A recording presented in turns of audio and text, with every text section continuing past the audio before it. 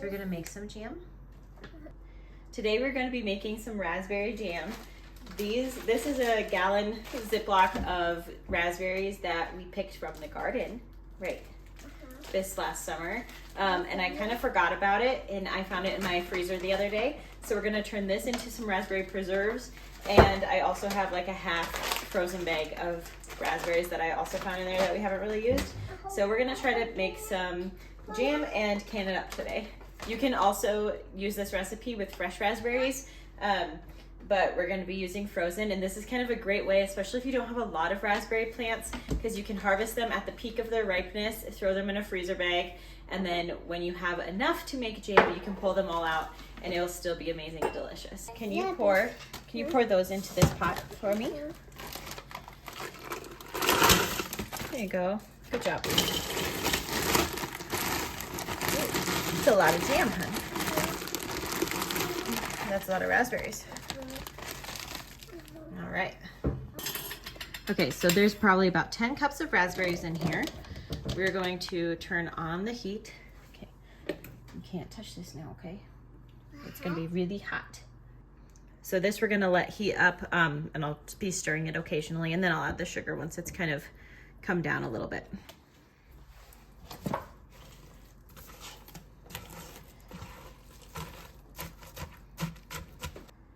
Okay, put it in there. One. Good, big scoop. Okay. Two. Where jam is?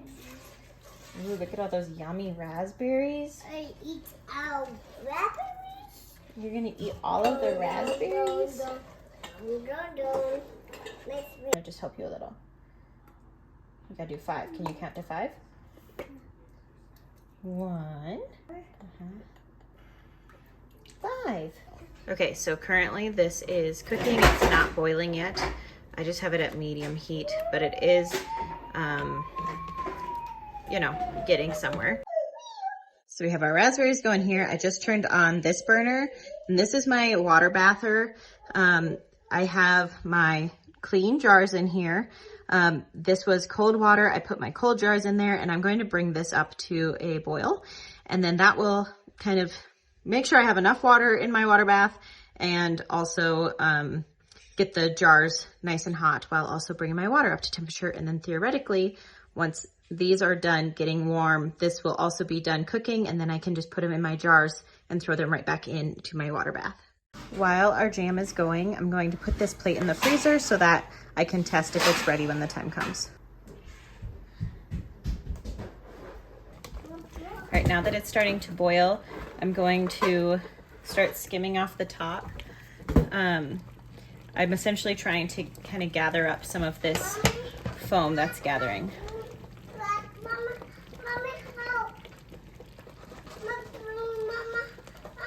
Where'd your balloon go, honey? Right. It fell down the stairs. Okay. All right, so I'm gonna see if we are close to being done here. You have it boil for about 8 to 10 minutes. I don't know exactly where we're at, so I'm gonna check here. To kind of prevent splatters, I'm just gonna cover it a little. I'm grabbing my plate from the freezer.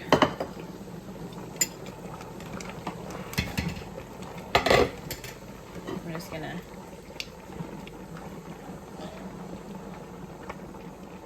put a little spoonful there. Set for a second. Then you want to be able to have it wrinkle.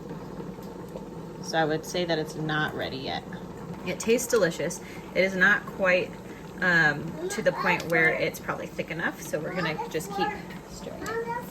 Okay, so now it's been a few more minutes. I'm gonna try this again.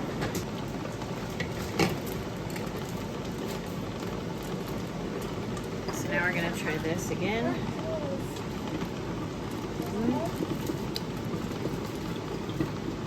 I don't know if I would consider that wrinkling, but it definitely moves a little bit better than it did the first time.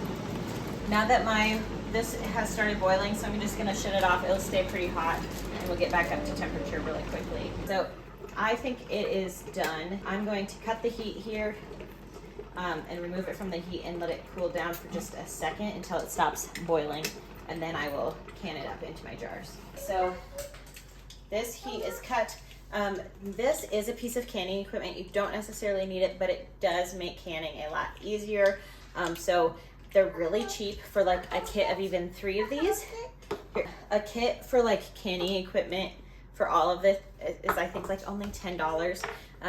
And I don't usually use my little magnet, but I definitely always use my funnel, and they're just so much easier to grab the can with. I'll link like a really simple kit down in the description. But essentially what I'm going to do now, this is super hot water. This is filled with water. I'm just going to dump it out. Get all that water out of there. I'm gonna set it on my clean towel.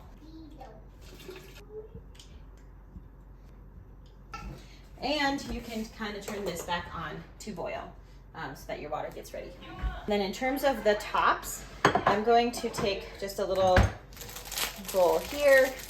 I'm going to put some of these in this, and I'm going to put hot water in the top of this just so that it's also warm and ready to be used. These are all brand new lids. I don't reuse them.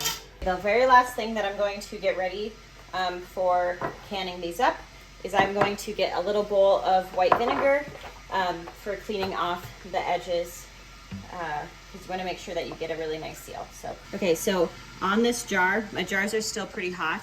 I'm gonna put this funnel in. I usually don't like filling it past this rim here, so that you have this much headspace. That's just kind of my rule of thumb.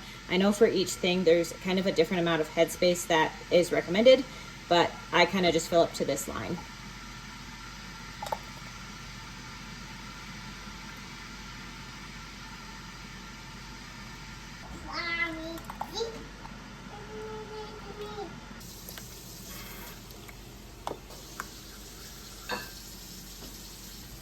Okay, well that was about as close as I could have possibly made it in terms of amount.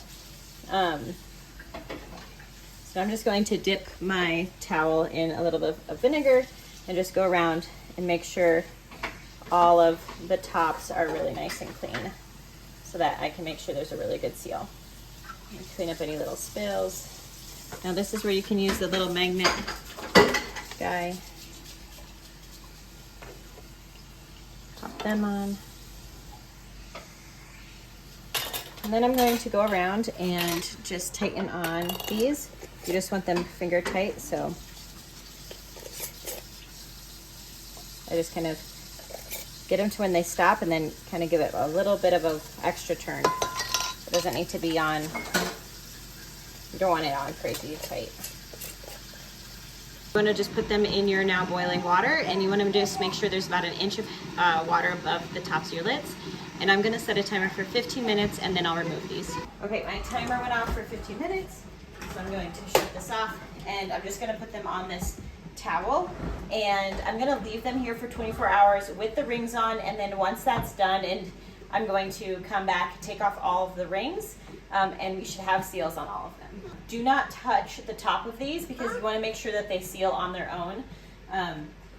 They should all seal just fine. I've never really had issues with anything not sealing, but you just don't want to make sure that you don't want to give it a full seal, so just don't touch the tops.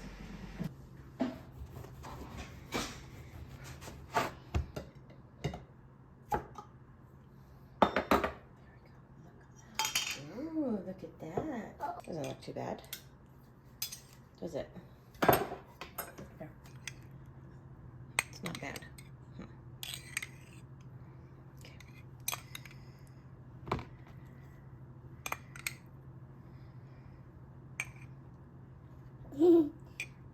I'm making a mess. You like it? Are you excited to try it? That one? Good. It's good. No good. So now it is the next day, and I'm going to remove all of the rings from all my jars, and I want to store them without any of the rings on them. The reason why you want to do this is because say your jam goes bad, you want it to be able to pop the seal, and if your rings are on there, sometimes it can reseal the top to your can, and it's just always best practice to take your rings off when you're storing them. And then I went ahead and labeled them, and now I have some beautiful, really tasty jam.